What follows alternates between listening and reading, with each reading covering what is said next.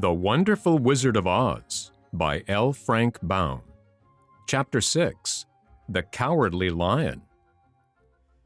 All this time, Dorothy and her companions had been walking through the thick woods.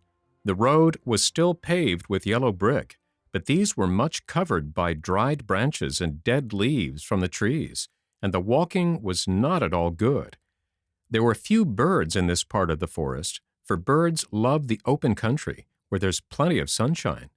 But now and then there came a deep growl from some wild animal hidden among the trees. These sounds made the little girl's heart beat fast, for she did not know what made them.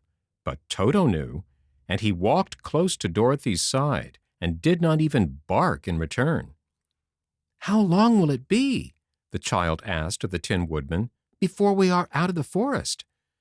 "I cannot tell," was the answer, "for I have never been to the Emerald City, but my father went there once when I was a boy, and he said it was a long journey through a dangerous country.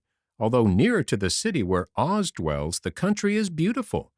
But I am not afraid so long as I have my oil can, and nothing can hurt the Scarecrow, while you bear upon your forehead the mark of the Good Witch's kiss, and that will protect you from harm." "But Toto," said the girl anxiously, "what will protect him?"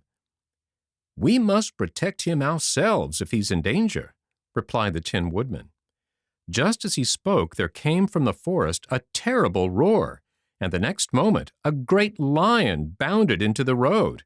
With one blow of his paw, he sent the Scarecrow spinning over and over to the edge of the road, and then he struck at the Tin Woodman with his sharp claws. But to the lion's surprise, he could make no impression on the tin, although the woodman fell over in the road and lay still. Little Toto, now that he had an enemy to face, ran barking toward the lion, and the great beast had opened his mouth to bite the dog, when Dorothy, fearing Toto would be killed, and heedless of danger, rushed forward and slapped the lion upon his nose as hard as she could, while she cried out, "Don't you dare to bite Toto! You ought to be ashamed of yourself, a big beast like you, to bite a poor little dog." "I didn't bite him," said the lion, as he rubbed his nose with his paw where Dorothy had hid it. "No, but you tried to," she retorted. "You are nothing but a big coward." "I know it," said the lion, hanging his head in shame. "I've always known it. But how can I help it?" "I don't know, I'm sure. To think of your striking a stuffed man like the poor Scarecrow." "Is he stuffed?" asked the lion in surprise, as he watched her pick up the Scarecrow and set him upon his feet, while she patted him into shape again. "Of course he's stuffed," replied Dorothy, who was still angry. "That's why he went over so easily," remarked the lion. "It astonished me to see him whirl around so. Is the other one stuffed also?" "No," said Dorothy, "he's made of tin," and she helped the woodman up again. "That's why he nearly blunted my claws," said the lion. "When they scratched against the tin, it made a cold shiver run down my back. What is that little animal you are so tender of?" "He's my dog, Toto," answered Dorothy. "Is he made of tin or stuffed?" asked the lion. "Neither. He's a meat dog," said the girl.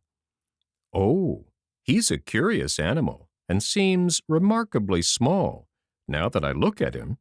No one would think of biting such a little thing except a coward like me," continued the lion sadly.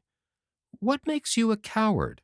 asked Dorothy, looking at the great beast in wonder, for he was as big as a small horse. "It's a mystery," replied the lion. "I suppose I was born that way. All the other animals in the forest naturally expect me to be brave, for the lion is everywhere thought to be the king of beasts. I learned that if I roared very loudly, every living thing was frightened and got out of my way. Whenever I've met a man, I've been awfully scared, but I just roared at him, and he has always run away as fast as he could go. If the elephants and the tigers and the bears had ever tried to fight me, I should have run myself. I'm such a coward. But just as soon as they hear me roar, they all try to get away from me. And of course, I let them go." "But that isn't right. The king of beasts shouldn't be a coward," said the Scarecrow. "I know it," returned the Lion, wiping a tear from his eye with the tip of his tail. "It is my great sorrow, and makes my life very unhappy. But whenever there is danger, my heart begins to beat fast." "Perhaps you have heart disease," said the Tin Woodman. "It may be," said the Lion. "If you have," continued the Tin Woodman, "you ought to be glad, for it proves you have a heart. For my part, I have no heart, so I cannot have heart disease." "Perhaps," said the Lion thoughtfully, "if I had no heart, I should not be a coward." "Have you brains?" asked the Scarecrow. "I suppose so. I've never looked to see," replied the Lion. "I am going to the Great Oz to ask him to give me some," remarked the Scarecrow, "for my head is stuffed with straw." "And I'm going to ask him to give me a heart," said the Woodman.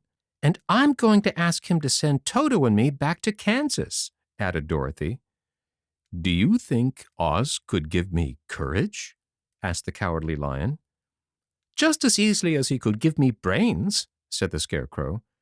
"Or give me a heart," said the Tin Woodman. "Or send me back to Kansas," said Dorothy.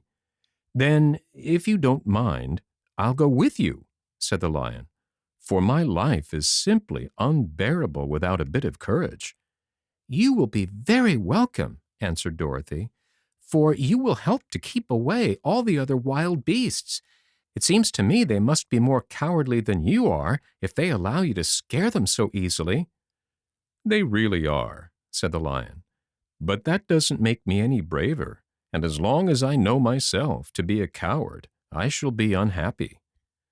So once more the little company set off upon the journey, the Lion walking with stately strides at Dorothy's side. Toto did not approve this new comrade at first, for he could not forget how nearly he had been crushed between the Lion's great jaws. But after a time he became more at ease, and presently Toto and the Cowardly Lion had grown to be good friends. During the rest of that day there was no other adventure to mar the peace of their journey. Once, indeed, the Tin Woodman stepped upon a beetle that was crawling along the road and killed the poor little thing. This made the Tin Woodman very unhappy, for he was always careful not to hurt any living creature, and as he walked along he wept several tears of sorrow and regret. These tears ran slowly down his face and over the hinges of his jaw, and there they rusted. When Dorothy presently asked him a question, the Tin Woodman could not open his mouth, for his jaws were tightly rusted together. He became greatly frightened at this and made many motions to Dorothy to relieve him, but she could not understand. The Lion was also puzzled to know what was wrong, but the Scarecrow seized the oil can from Dorothy's basket and oiled the Woodman's jaws, so that after a few moments he could talk as well as before. "This will serve me a lesson," he said, "to look where I step, for if I should kill another bug or beetle, I should surely cry again, and crying rusts my jaws so that I cannot speak." Thereafter he walked very carefully, with his eyes on the road, and when he saw a tiny ant toiling by he would step over it, so as not to harm it. The Tin Woodman knew very well he had no heart, and therefore he took great care never to be cruel or unkind to anything. "You people with hearts," he said, "have something to guide you, and need never do wrong, but I have no heart, and so I must be very careful. When Oz gives me a heart, of course I needn't mind so much."